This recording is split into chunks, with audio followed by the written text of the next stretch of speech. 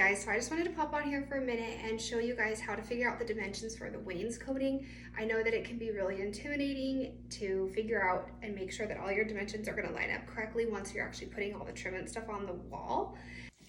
Okay, so to start out, you're going to want to do the width and the height of your wall, and you're going to want to make sure that it's exact dimensions and that you're measuring above the baseboard, not down on the ground. Because for instance, if I measure down on the ground, then I have the distance of my baseboards, for instance, there too, and it would say it's 144 inches wide. But if I measure on top of the baseboards from actual wall corner to wall corner, it's 145 inches. So once you have your width and your height figured out, you're going to figure out where you want your chair rail to go.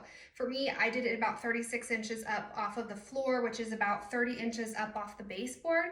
And part of the reason I chose that is because it keeps things in the rule of the thirds. I have 9-foot ceilings, and so about 36 inches, and then that's exactly 1/3 of my wall. We want to take that into consideration when you are figuring that out. You do not want to just go like halfway up the wall. It just naturally won't look as appealing to anyone who sees it. After you figure out where your chair rail is going to go, what I would recommend, you don't have to, but just personal recommendation, and what I did is I made sure that everything was level. I marked everything for the chair rail, and then I actually put a piece of tape across the wall so I could use that as a guide throughout the project.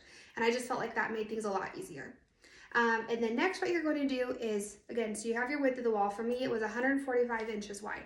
And then I decided I want 4 sections, and that between each of those sections, I'm going to have 5 inches.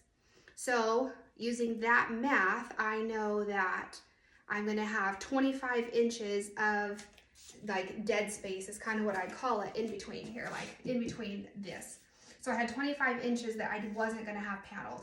And then, so that was 120 inches. And then I took 120 and divided it by 4, which is 30. So I knew from absolute corner to absolute corner, the tops of all of my boxes were going to be 30 inches. Once you have your dimensions for the width, obviously that makes, the thing that's nice about that is it's literally the width for the bottoms, the tops, the bottoms and the tops on all 4. So I knew that I was going to have 16 pieces that were all 30 inches wide.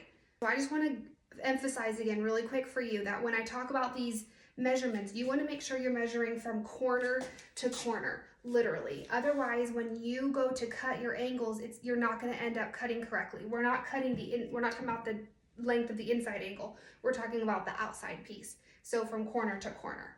Okay, so once you have the width of everything figured out, the next thing you're going to do is figure out the heights for your boxes. And so those are really easy. Once you've done the width, you kind of have the hang of it. So all we're going to do, we know that our height is going to be 30 inches. So we're going to take away 5 inches, boom, 20 inches. So we knew we had a 20-inch piece that we needed to cut for the height. So my boxes for the bottom are going to be 20 inches by 30 inches. So the top, you're going to do the exact same way, subtracting your blank space is what I call it.